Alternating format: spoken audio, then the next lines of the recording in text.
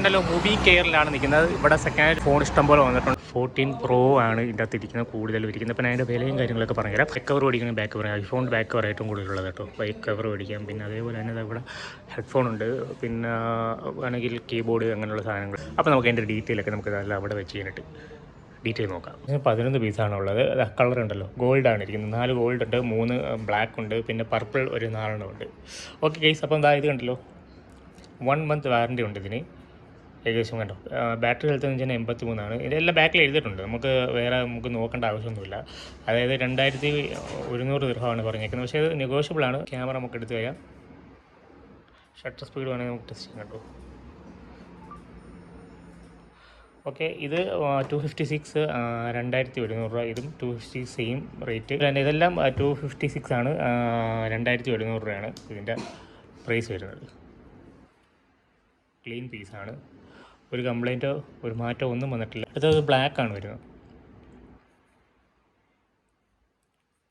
ഇതും 256 GB, 83 എല്ലാത്തിൻ്റെയും ഒരു 85-80 അടുത്തേക്കും എല്ലാം ബാറ്ററി ബാക്കപ്പ്. ബ്ലാക്കിനാണ് എനിക്ക് തോന്നുന്നത് വില കുറവ്. അതായത് 2050 ബ്ലാക്കിനുള്ള പോർഷനുള്ളത്. പക്ഷേ ഇതൊക്കെ ഒന്ന് റയർ പീസാണ്. ഗോൾഡും പിന്നെ പർപ്പിൾ എന്ന് വെച്ചാൽ റയറിൻ്റെ റയർ എന്ന് പറയാം.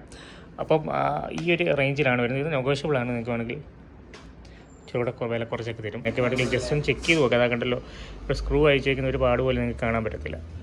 പിന്നെ അതേപോലെ തന്നെ എൻ്റെ എല്ലാം നോക്കിയാൽ നിങ്ങൾക്ക് മനസ്സിലാവും. ജസ്റ്റ് ഇവിടെ ഒന്ന് ചെക്ക് ചെയ്ത് നോക്കിയാൽ മതി. അതുമല്ല ഡിസ്പ്ലേ ഒന്നും മാറ്റി. ഗൈസ്, എന്തായാലും നമുക്കിത് വിശ്വസിച്ചെടുക്കാൻ പറ്റുന്ന കടയാണ്. കാര്യം എന്ന് വെച്ച് കഴിഞ്ഞാൽ ഞാൻ കുറേ കടകളിൽ കയറി നോക്കിയിട്ടുണ്ട്. ചില കടകളിലൊക്കെ ചിലവർ വന്ന് കയറിയപ്പോൾ പറയും തന്നെ ഇത് ഫുള്ളും ഫേക്ക് സാധനങ്ങളുണ്ട്. ഫേക്ക് എന്ന് പറഞ്ഞു കഴിഞ്ഞാൽ ഫേക്കിൻ്റെ ഫേക്ക്, അതായത് ഡ്യൂപ്ലിക്കേറ്റ് സാധനങ്ങളൊക്കെ വിൽക്കുന്ന പല കടകളിൽ കാണാൻ പറ്റും. നിങ്ങൾ ജസ്റ്റ് നിങ്ങൾ പോയി മീന ബസാർ ജസ്റ്റ് ഒന്ന് കറങ്ങിക്കാൻ നിങ്ങൾക്ക് കാണാൻ പറ്റും. പക്ഷേ ഇത് അങ്ങനത്തെ സാധനമല്ല, അല്ല ഫ്രഷ് സാധനമാണ്. മലയാളികളുടെ കടയാണ്. വേറെ നമുക്ക് വിശ്വസിച്ച് കാര്യങ്ങളൊക്കെ എടുക്കാൻ പറ്റുന്ന കടയാണ്.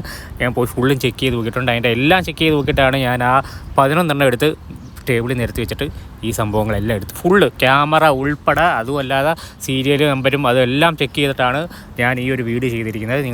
നിങ്ങൾ പോവുക, വിശ്വസിച്ച് നമുക്ക് എടുക്കാൻ പറ്റുന്ന, നമുക്ക് അറിയാവുന്ന കടയായതുകൊണ്ട് മാത്രമാണ് ഞാൻ പോയി ഒരു വീഡിയോ എടുത്തത്. അപ്പോൾ നിങ്ങളുണ്ടല്ലോ മൂവി കെയർ ജസ്റ്റ് പോയി എന്ന് എടുത്താൽ മതി. നമ്മുടെ ഷോപ്പ് വരുന്നത് ഇതാണ്. നമ്മുടെ shop movie care correct opposite Kalyan സിൽക്കിൻ്റെ ഓപ്പോസിറ്റായിട്ട് വരുന്നത്. അതായത് നമ്മുടെ സ്ഥലം ബസ് സ്റ്റോപ്പ് പോലെ ആണെങ്കിൽ ഇവിടെ വന്നിറങ്ങിയത് ഡമാസ്ക റോഡ് 4/2 ബസ് സ്റ്റോപ്പിലാണ്. ബസ് സ്റ്റോപ്പിൻ്റെ തൊട്ടടുത്ത് തന്നെയാണ് മൂവി കെയർ.